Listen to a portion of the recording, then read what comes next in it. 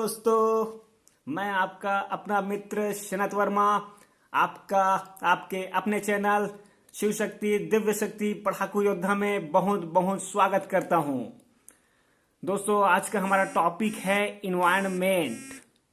Environment और इससे अब हर पेपर में प्रश्न पूछे जा रहे हैं दोस्तों, क्योंकि बच्चों को बचपन में उतने अच्छे से इन्वायरमेंट नहीं पढ़ाया जाता है, तो इसीलिए उनके लिए थोड़ी सी मुश्किल हो जाती है। क्योंकि इन्वायरमेंट भी बहुत बड़ा विषय है दोस्तों, बहुत सारी बातें इसके अंतर्गत आती हैं और बहुत ही इंटरेस्टिंग बातें भी इसके अंतर्गत आती हैं। और सबसे पहले मैं आपको किस प्रकार के प्रश्न पूछे जाते हैं या पूछे जा सकते हैं उनके बारे में बताऊंगा दोस्तों। इसीलिए मैंने पहले प्रश्नों की सीरीज आपके सामने लगाई हुई है और 2-3 वीडियो बनाने के बाद आपको समझ में आ जाएगा मेरे कि कैसे प्रश्न बनते हैं इन्वायरमेंट से और कितने रोचक हैं। और इतने रोचक और महत्वपूर्ण हैं दोस्तों कि आपको खुद लगेगा कि ऐसे प्रश्न तो पेपर में आने ही चाहिए। तो चलते हैं दोस्तों, आप लोगों को मैं प्रश्नों का उत्तर देने के लिए ज़्यादा समय नहीं दूंगा क्योंकि वीडियो लंबा हो जाएगा। आप पॉज करके आंसर पहले देने का प्रयास करेंगे, फिर मैं जो आंसर बताऊंगा आप लोग देख लेंगे। ठीक है दोस्तों? और आपको अच्छा लगता है दोस्तों मेरा वीडियो तो बिल्कुल लाइक कीजिएगा, क्योंकि लाइक करने में ज़्यादा समय तो लगता नहीं है, आपका मिली सेकेंड्स में आपको समय लगेगा, लेकिन इससे मेरा मुझको मोटिवेशन मिलेगा और आपके लिए मैं और अच्छी वीडियोस बना पाऊंगा। और कमेंट करके बताइएगा कि किस टॉपिक पर आपको पर्यावरण में या बायोलॉजी में वीडियोस चाहिए, तो मैं उसी टॉपिक पर वीडियो बनाऊंगा। तो लाइक और कमेंट जरूर कीजिएगा।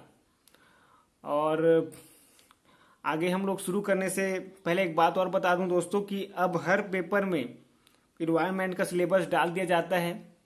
जैसा कि वन संरक्षक और वन क्षेत्रपाल तो इन्वायरमेंट से संबंधित हैं ही, तो इसमें तो डालना था ही, और बहुत सारा दिया हुआ है सिलेबस में इन्वायरमेंट के। और इन्वायरमेंट को बहुत से बच्चे थोड़ा सा बोरियत समझते हैं, लेकिन बहुत ही रोचक और महत्वपूर्ण है दोस्तों। तो चलें दोस्तों, सबसे पहला प्रश्न आपके सामने देखिए, लिखा हुआ है सर्वाधिक जैव विविधता पाई जाती है सुरमा घाटी में, कश्मीर में, सांद घाटी में, फूलों की घाटी में।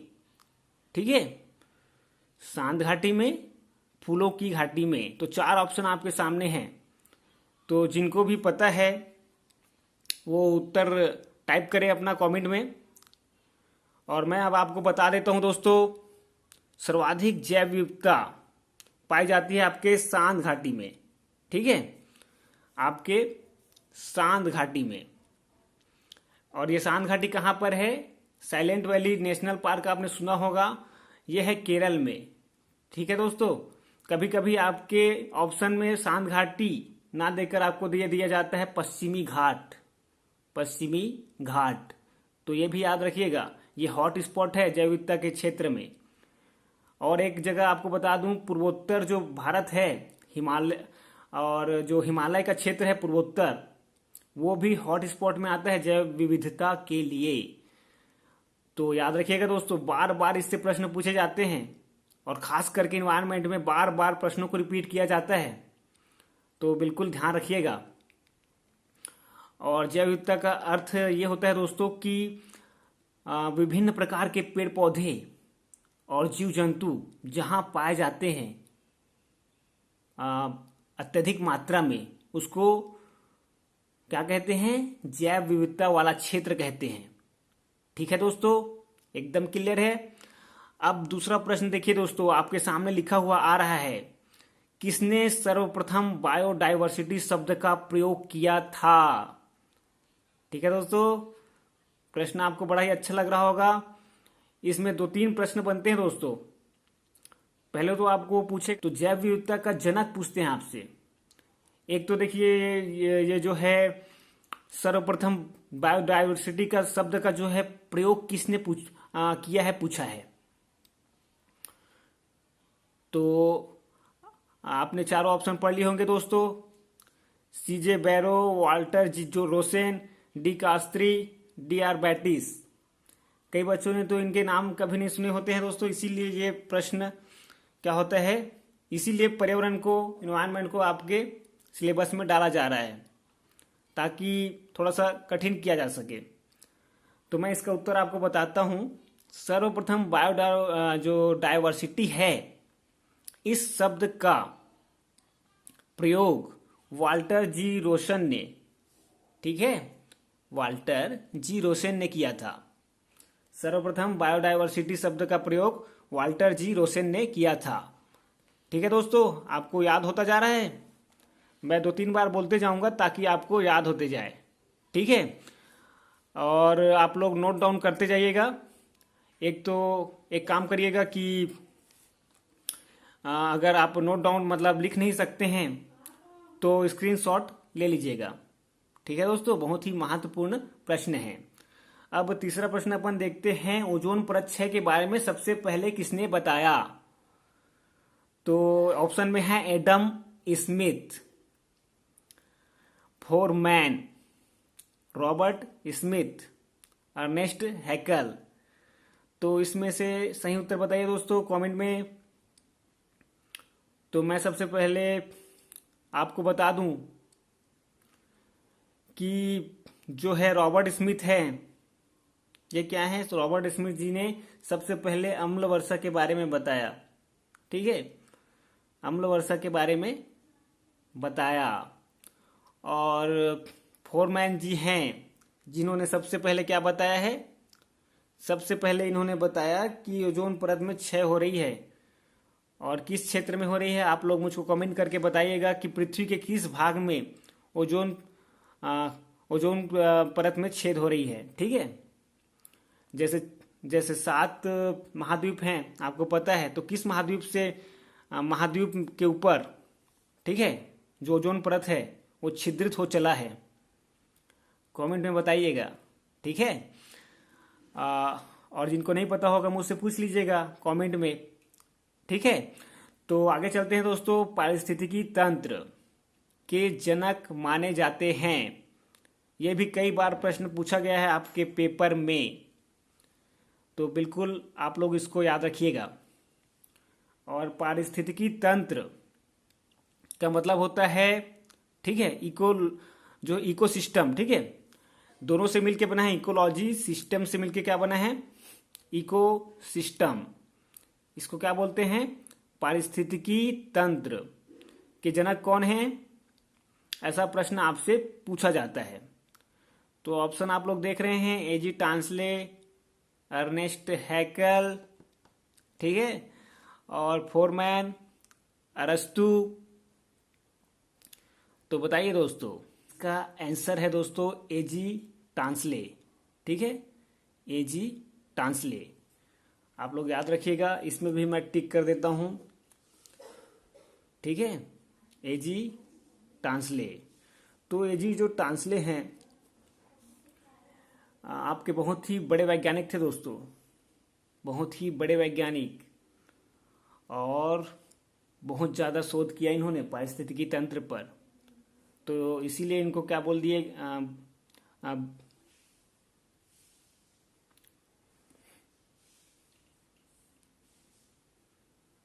तो इसीलिए इनको दोस्तों पारिस्थितिकी तंत्र का जनक कह दिया गया, या फादर ऑफ इकोसिस्टम कह दिया गया। उसी प्रकार से देखिए दोस्तों, आप लोग शब्दों में ज़्यादा कंफ्यूज मत होइएगा। इसको बोलते हैं इकोसिस्टम, और एक शब्द आता है पारिस्थितिकी, इकोलॉजी, और इसके जनक भी पूछे जाते हैं आपसे, इसके भी जनक पूछे जाते हैं, और अक्सर एजी टांसले उस ऑप्शन में होता है। ठीक है, उसके ऑप्शन में होता है। तो इको जो है इकोसिस्टम, ठीक है, इकोसिस्टम और इकोलॉजी में अंतर है। पारिस्थितिकी के अगर आपको जनक पूछे जाएं, किसके? पारिस्थितिकी के, इकोलॉजी के। तब आपको बताना है अर्नेस्ट हैकल। अर्नेस्ट हैकल। ठीक है, 2 प्रश्न आपके सॉल्व हो गए यहाँ पर। अब हम लोग अगले प्रश्नों पर जाते हैं अपने, और आज हम लोग 15 प्रश्न सॉल्व करेंगे दोस्तों। आप लोग गिन कर देख लीजिएगा, क्योंकि नंबर तो मैंने नहीं डाला है।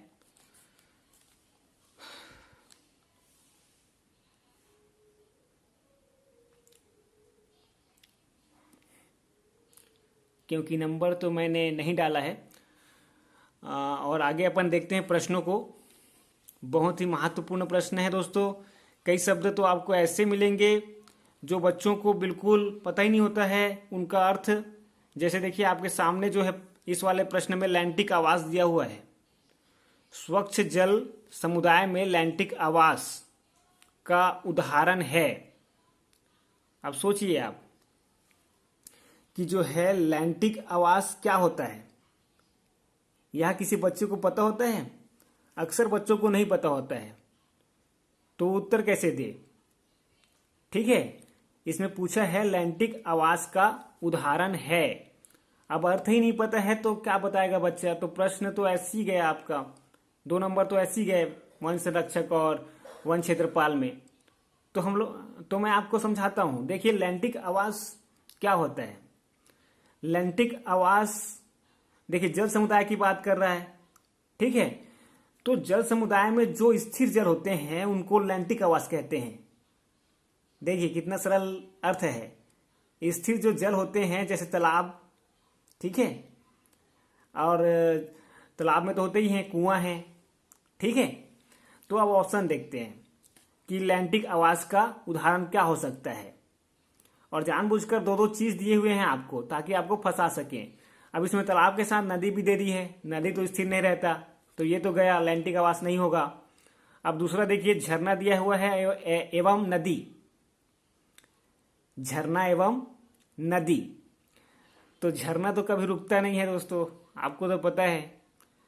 जब तक जीवित रहता है झरना तब तक चलता ही रहता है, तो ये तो कदापि नहीं हो सकता। अब देखिए तालाब एवं दलदल।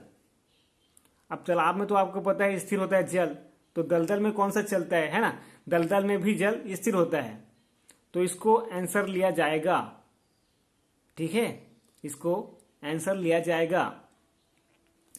और देखिए एक ऑप्शन दे दिया उपर्युक्त सभी। ठीक है, चौथा ऑप्शन भी हमको पढ़ लेना चाहिए। तो चौथे ऑप्शन में क्या दिया हुआ है? उपर्युक्त सभी, तो 2 तो है नहीं, तो इसका मतलब चौथा भी गलत हो गया। इसका मतलब आपका आंसर होगा तालाब एवं दलदल। ठीक है दोस्तों, मैं आपको समझाकर इसलिए बता रहा हूं ताकि आप लोगों को लंबे समय तक याद रहे, और चाहूं तो तुरंत आंसर बताकर निकल सकता हूं। ठीक है दोस्तों, तो समझाने में थोड़ा समय लगता है, तो वीडियो लंबा हो रहा है ऐसा ना सोचिएगा। अच्छा, आप देखते हैं पर्यावरणीय जो शिक्षा है, जो अभी बहुत प्रचलन में आ गई है, कि पिता कहे जाते हैं। तो इसका आंसर दीजिए दोस्तों कमेंट में, मैं देखूंगा। अच्छा, इसका ऑप्शन आप लोग पढ़ लिए हैं। पहला ऑप्शन है E O Wilson, Robert Smith, Adam Smith और पैट्रिक गैडिज। तो अक्सर बच्चे एडम स्मिथ लगा देते हैं, क्योंकि कई बार नाम सुना हुआ है एडम स्मिथ का। इकोनॉमिक में सुना है ना, इकोनॉमिक्स में एडम स्मिथ का बहुत नाम आता है। ठीक है, तो इसीलिए बच्चों को लगता है कि ये नाम सुना सुना लग रहा है, इसी पर टिक लगाया जाए, और गलत हो जाता है। तो आप लोग ऐसा मत करिएगा। पर्यावरणीय जो शिक्षा है, इसके पिता कहे जाते हैं पैट्रिक गैडिज। चौथा नंबर देखिए, पैट्रिक गैडिज। ठीक है, और ये स्वच्छ जल वाला मैंने आपको बता दिया, लैंटिक आवास। और देखिए दोस्तों आगे और अच्छे प्रश्न आपको मिलेंगे, बड़े ही मजेदार नए प्रश्न। जैसा कि आपको दिखाई दे रहा है ऊपर वाला प्रश्न, 2 भिन्न पारिस्थितिकी तंत्रों का मिलन स्थान कहलाता है। देखिए पूछ लिया ना, गजब का प्रश्न। और ये प्रश्न अगर आपने सॉल्व किए हैं तो आंसर अब मेरे कमेंट्स बॉक्स बॉक्स में बताइए, है ना। और नहीं किया है तो चल अभी देख लेते हैं। दो भिन्न पारिस्थितिकी तंत्रों का मिलन स्थान, क्या इसको इकोटाइप कहते हैं, फिनोटाइप कहते हैं, इकोटोन कहते हैं, एटमॉस्फेयर कहते हैं। तो एटमॉस्फेयर में तो सभी चीज आ जाते हैं दोस्तों, भूलकर इसको मत लगाइएगा। इसका आंसर है इकोटोन। तीसरा नंबर देखिए, इकोटोन। ठीक है दोस्तों। और आप लोग सोच रहे होंगे कि ये भाई इकोटोन कहाँ से आ गया है, क्या होता है ये। तो इकोटोन के बारे में मैं बताता हूँ दोस्तों। जब दो पारिस्थितिकी तंत्र आपस में मिलते हैं, जैसा कि आप देखेंगे तालाब के आसपास जैसे खेत होते हैं कभी कभी, तो दोनों का जो मिलन स्थान है वही क्या कहलाएगा, इकोटोन। ठीक है। और आपको प्रश्न को कठिन बनाने के लिए वो बहुत बहुत खतरनाक शब्द का प्रयोग करेगा दोस्तों। वो पूछेगा आपसे कि दो समुदायों के संक्रांति क्षेत्र को क्या कहते हैं। तो बहुत से बच्चे हड़बड़ा जाएंगे, ये क्या पूछ लिया, लेकिन पूछ वो वही रहा है। ठीक है, संक्रांति मतलब वही कि कहाँ पर उनका संक्रमण हो रहा है, मिलन हो रहा है। ठीक है, तो मिलन स्थान पूछे या संक्रांति क्षेत्र पूछे दो समुदायों का या पारिस्थितिकी तंत्रों का, आप बताएंगे इकोटोन। ठीक है दोस्तों, आगे चलें और आगे चलते हैं दोस्तों। और आगे आपके गजब के प्रश्न आ गए हैं। पर्यावरण के आतंकवादी वृक्ष का नाम बताइए। आज तक तो हमने सुना था मनुष्य ही आतंकवादी होते हैं, लेकिन यहाँ पर आतंकवादी वृक्ष की बात पूछी गई है, जो बहुत सारे बच्चों को पता भी होगा। तो बताइए दोस्तों कमेंट बॉक्स में। और पहला देखते हैं दोस्तों, ऑप्शन सिकोया है, दूसरा आम है, तीसरा है यूकेलिप्टस और चौथा है नागफनी। ठीक है। कई बच्चे तो दोस्तों नागफनी को लगा देंगे आतंकवादी में, क्योंकि कांटेदार होता है बेचारा, लेकिन आप लोग नहीं लगाएंगे क्योंकि आप लोग पढ़ाकू योद्धा हैं। ठीक है, आप लोग लगाएंगे यूकेलिप्टस। ये होता है सबसे खतरनाक वृक्ष, बहुत ऊंचा होता है दोस्तों, सीधा सीधा। ठीक है, यूकेलिप्टस। और इसको आतंकवादी क्यों बोलते हैं, पर्यावरण का आतंकवादी वृक्ष या टेररिस्ट ट्री, टेररिस्ट ट्री क्यों बोलते होंगे दोस्तों, क्योंकि ये जो है यूकेलिप्टस जहां भी उगता है वहां के आसपास के सारे जल को यही सोख लेता है दोस्तों, यही अवशोषित कर लेता है। और जल स्तर जो है नीचे चली जाती है, जल स्तर नीचे चली जाती है। अब नीचे चली गई, ठीक है, नीचे चली गई तो अब ऊपर का जो छोटा मोटा पौधा होगा वो तो मारा जाएगा, जमीन बंजर हो जाएगी। तो जमीन बंजर हो गई मतलब ये खतरनाक है ना। अगर किसी खेत में लगा दिया जाए तो पूरे खेत को तबाह कर देगा। तो इसलिए इसको क्या बोलते हैं, तो इसलिए इसको पर्यावरण का आतंकवादी वृक्ष बोलते हैं। अब इतना महत्वपूर्ण प्रश्न अगर एग्जामिनर आपसे पूछ ले तो कोई गलती थोड़ी करेगा दोस्तों, क्योंकि ये तो बहुत अच्छा प्रश्न है ना, रोचक भी है। तो बिल्कुल याद रखिएगा। और आगे चलते हैं, कौन सा पर्यावरण मित्र वृक्ष है। अब मित्र भी होते हैं, 4-5 मित्र वृक्ष भी माने जाते हैं, तो उनका नाम भी आपको याद रखना है। आतंकवादी तो सिर्फ एक ही लगभग, देखिए क्या होता है, आतंकवादी में तो सिर्फ 1-2 का ही नाम आता है, और लेकिन मित्र ज़्यादा होते हैं, अक्सर किसी के भी मित्र ज़्यादा होते हैं। तो पर्यावरण उसी प्रकार से आप समझिए कि पर्यावरण के मित्र भी ज़्यादा हैं। कितने हैं, 4-5 हैं, 4-5 मित्र हैं। तो इसमें कौन सा है, आपको चुनना है कौन सा पर्यावरण मित्र वृक्ष है। क्या गुलर है, क्या पपीता है, क्या अशोक है, या परिजात है। तो फल वाला देखकर पपीता को लगा देते हैं कई बच्चे, ऐसा मेरे पास किसने बोला था मुझको, लेकिन वैसा नहीं है दोस्तों। इसका आंसर होगा गुलर, पहले नंबर पर जो है गुलर। देखिए पर्यावरण मित्र उनको कहा जाता है जो कार्बनिक पदार्थों का ज़्यादा अवशोषण करते हैं। ठीक है, कार्बनिक पदार्थों का ज़्यादा अवशोषण करते हैं, जैसे कि आपका ये गुलर है। ठीक है, और भी मैं नाम बताऊंगा, आगे प्रश्न बनाए हुए हैं, इसीलिए आपको नहीं बता रहा हूँ, आगे बताऊंगा। जैसा कि आगे देखिए, तीसरे नंबर वाला देखिए, आगे प्रश्न एक लिखा हुआ है पर्यावरण मित्र वृक्ष से संबंधित, उस पर भी आएंगे। लेकिन सबसे पहले मुझको बताइए, आपके मध्य प्रदेश में बाघों की संख्या भी क्या है वर्तमान में? मध्य प्रदेश में बाघों की संख्या क्या है? तो 524 है, 520 है, 308 है, 526 है। तो मैं आपको बता देता हूं दोस्तों, सबसे अधिक बाघ मध्य प्रदेश में ही हैं, 526 बाघ हैं। और विश्व वानिकी दिवस के बारे में भी आपसे कई बार पूछा हुआ है दोस्तों, तो मुझको बताइए विश्व वानिकी दिवस, विश्व वानिकी दिवस कब मनाया जाता है? 22 मार्च को, 22 अप्रैल को, 21 मार्च को, 26 मार्च को। तो 21 मार्च को मनाया जाता है दोस्तों। तीसरा ऑप्शन देखिए, 21 मार्च को मनाया जाता है विश्व वानिकी दिवस। अब वन तो संबंधित, देखिए पेपर भी अभी जो हो रहा है वो वन से संबंधित है। तो एग्जामिनर बेचारा अगर पूछ ले वानिकी दिवस के बारे में तो कौन सी गलती कर देगा, है ना? तो इसीलिए 21 मार्च याद रखिए, विश्व वानिकी दिवस। 22 मार्च है तो आपको पता होगा कि विश्व जल दिवस होता है। उसी प्रकार से आपको पता होगा कि 22 जो अप्रैल होता है वो विश्व पृथ्वी दिवस होता है।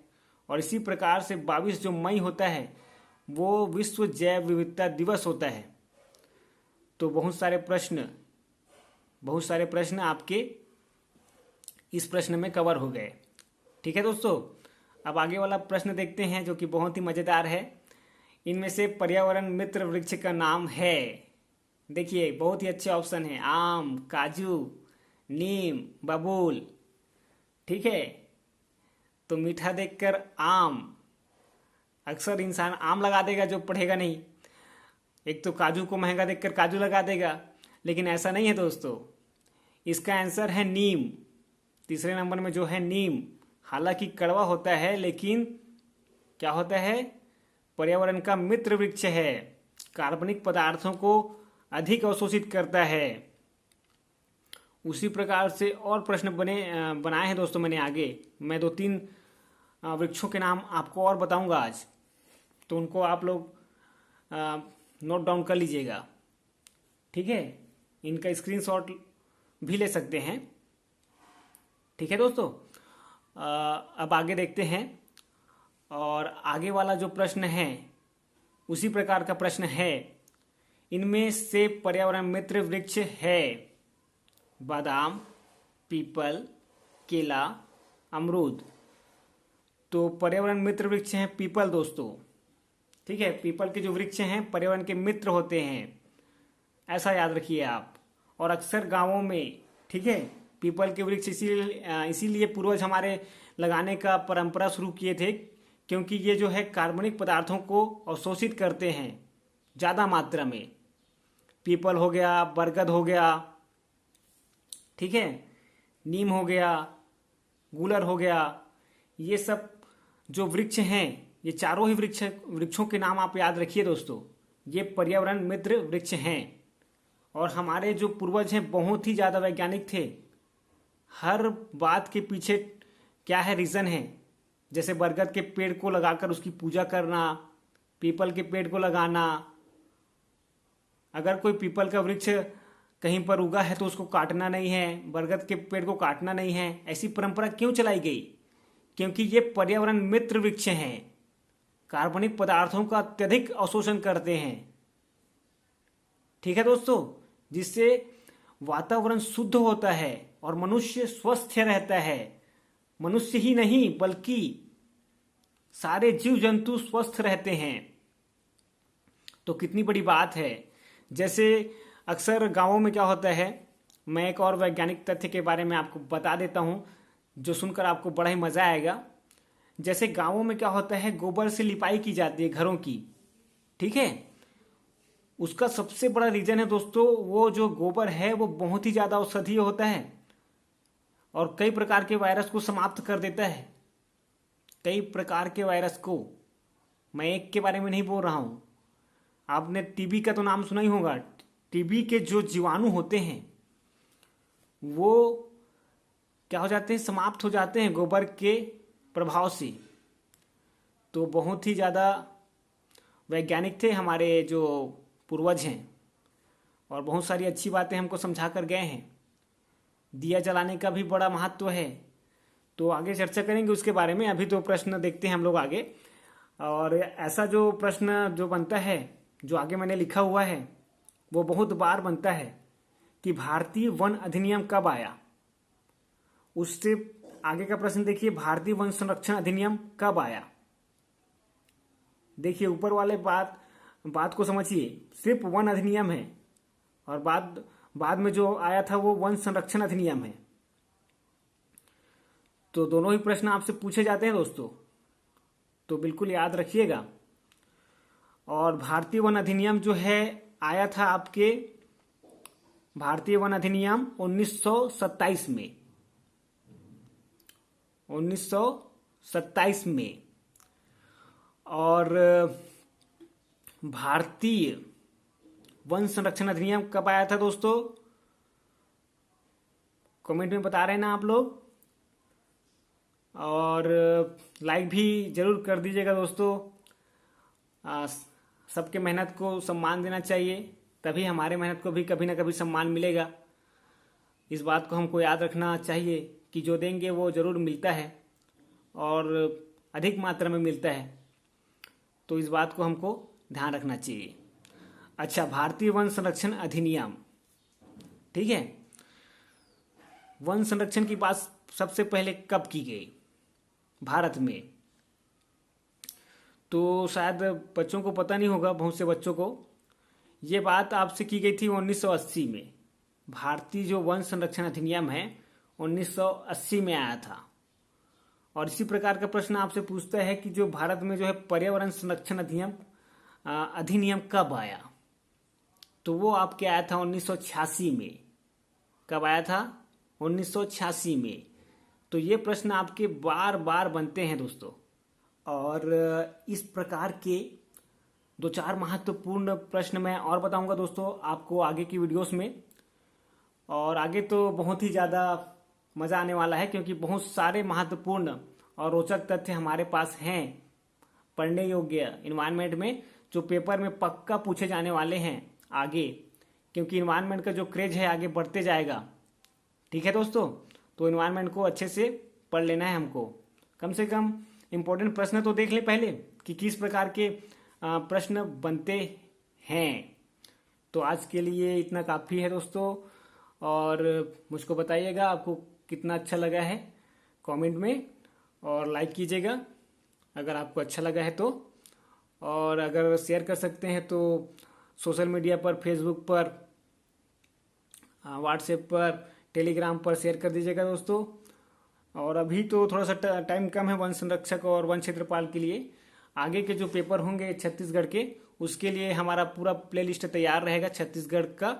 और साइंस भी हम लोग जल्दी जल्दी पढ़ाएंगे आगे। पूरा वीडियो देखने के लिए धन्यवाद दोस्तों। अब अगले वीडियो में मिलेंगे।